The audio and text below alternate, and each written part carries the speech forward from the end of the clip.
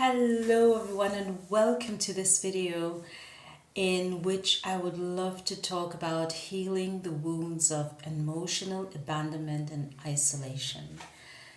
My name is Sagakura. I am a highly sensitive person, and as a coach and NLP practitioner I work with highly sensitive female entrepreneurs. Now,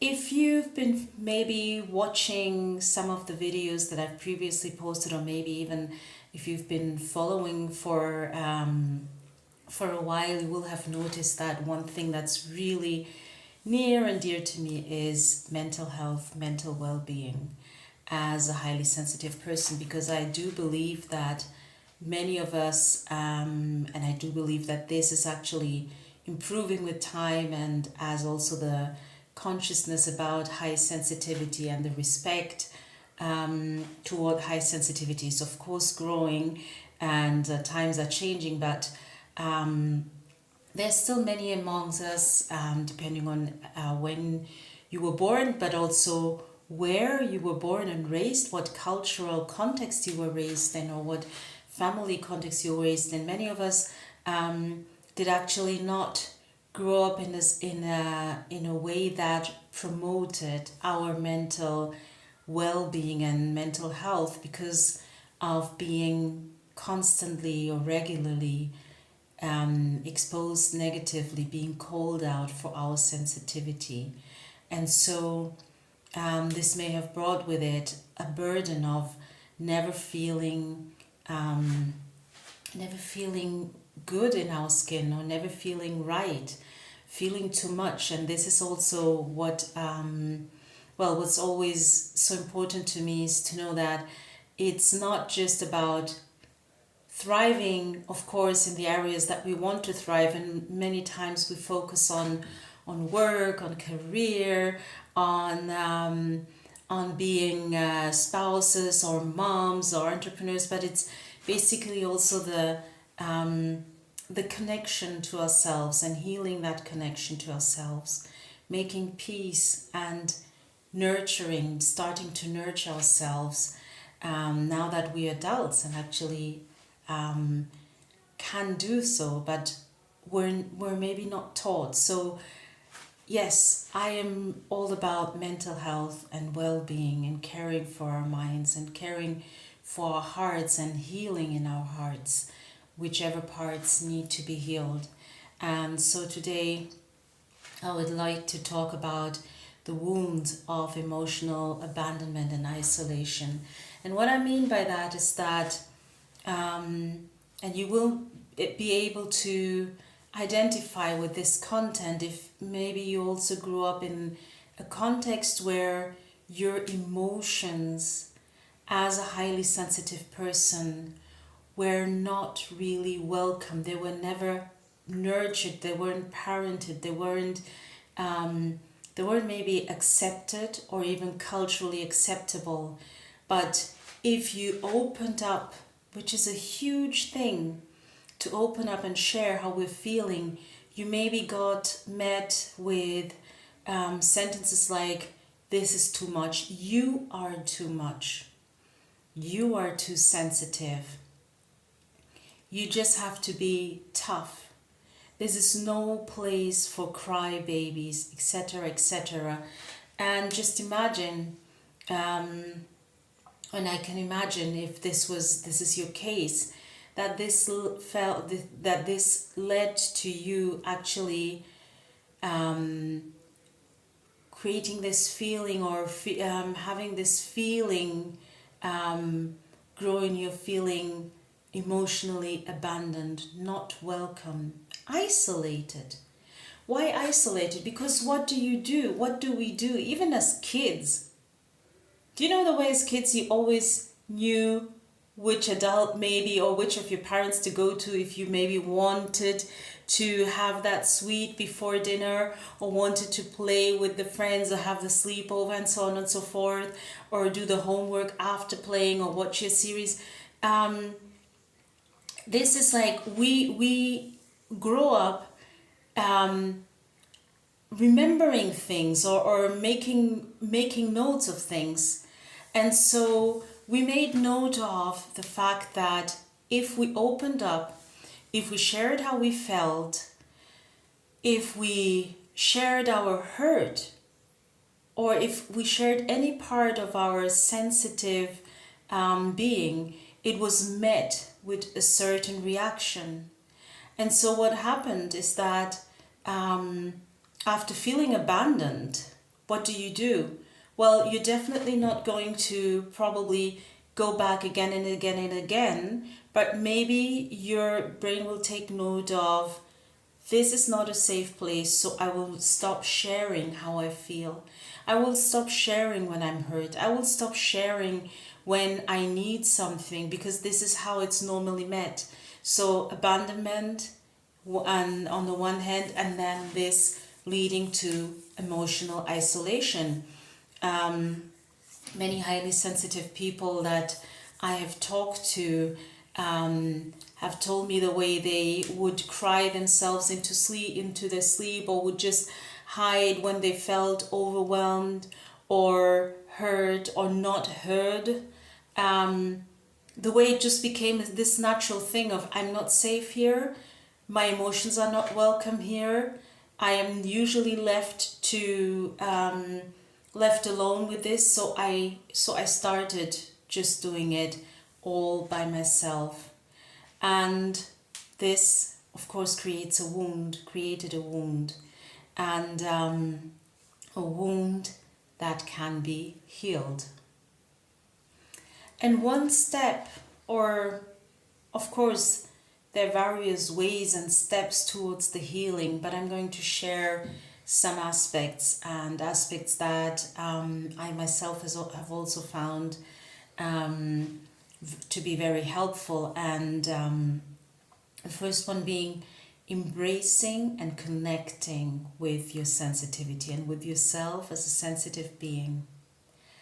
Because many a times it's been that we modeled those around us and started abandoning ourselves too. We abandoned our boat. We left ourselves alone. So yes, there was the moment of maybe still letting out our emotions when we were alone, but most of the time, and I want you to really check in with yourself, how was your self-talk? So once you learned that you couldn't go there, you couldn't go to these places with your emotions, they wouldn't be met with the parenting, the nurture, the love, the attention, the compassion, whatever that they needed. And you started to isolate yourself and to retrieve into your dark corner to just let those emotions out. I'm still going to ask you, how was your self-talk while you were doing so? If it was somewhere along the line of my self-talk, there was still this reproach. So I couldn't help but cry or feel hurt in some situations. I had taken note that it wasn't safe to take this outside. I started doing it inwardly, but my self-talk had actually become like the talk that I have gotten from the outside world. So it wasn't like, you're safe here, it's okay, cry. It was, why are you crying now? Come on, just toughen up. Come on, just wipe off those tears. You're always the only one who has to cry about these things. Why can't you just be strong like so and so and so? Look at how they're handling it. Look at how strong they are. Look at how amazing they are. So it actually, from those answers that I used to get, I actually, I doubled on them. I actually became even harsher to myself than the people that I started hiding my emotions from. And so the first step is indeed to press stop, not pause, stop. And also erase and start changing the talk, even if you don't feel it, but just hearing yourself saying those words. It's okay, you're safe here. You can let this out. You're okay and good to feel this way. You do not have to feel bad to feel this way, and so on and so forth. That already will work wonders, really connecting to your heart, connecting to that part that has been, that even you may have started to abandon or may have abandoned years ago and isolated, and start connecting and say, you can be you here. You can just live your sensitive self here. And I would like to leave you with 3 steps that you may want to start with. And the first one is listen to yourself first. Listen into yourself first. As highly sensitive people, we were often taught that our way of seeing things could not, or our experience could not be trusted because we were too sensitive. So surely things couldn't be the way we see them. One way to connect is to say to yourself, well, I will listen to myself first. I have the intuition. This is what my heart is telling me. This is how I feel about this. Even be it with painful or negative or even nice and positive things or decisions to make about things, places, people, to just listen to yourself first. What do you have to say? I'm listening. Just saying to yourself, I'm listening, is already powerful, because most of the time as adults we will find out that the person we've been waiting for to finally listen to us is actually ourselves. We may, because haven't you noticed that sometimes when you will get people who actually listen, who are compassionate and understand, but there's still this void. This is because you're actually waiting for your own permission to be, to feel, and to see and to say.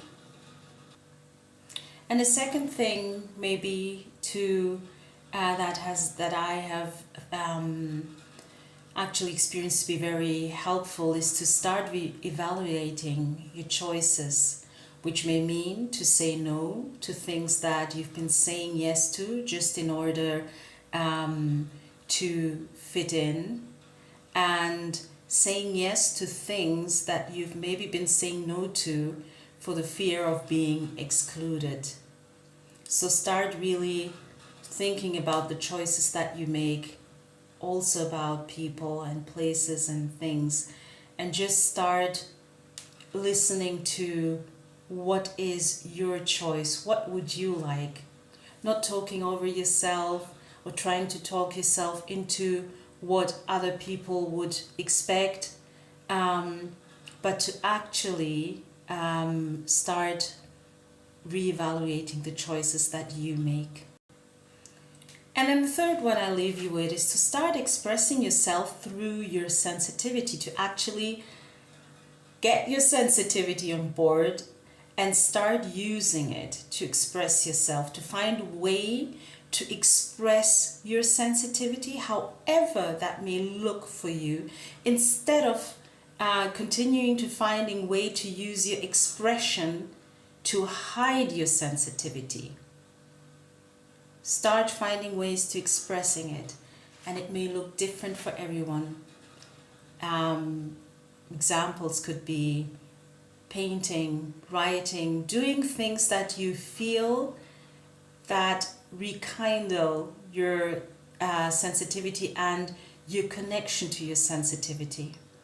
Because it is, not only is it a beautiful trait to be highly sensitive, but your sensitivity isn't going anywhere. You can try and suppress it, but it will always be like this pressure cooker feeling. And it will always be this part of you saying, see me, hear me, feel me, let me in. Because I am already in you, I'm already part of you. You are a highly sensitive person and your high sensitivity isn't going anywhere. So you may as well use your time, instead of trying to suppress it and oppress it and hide it and do everything possible to do this. Might as well use your precious time expressing it, letting it out, and just wearing it as this beautiful garment that it is.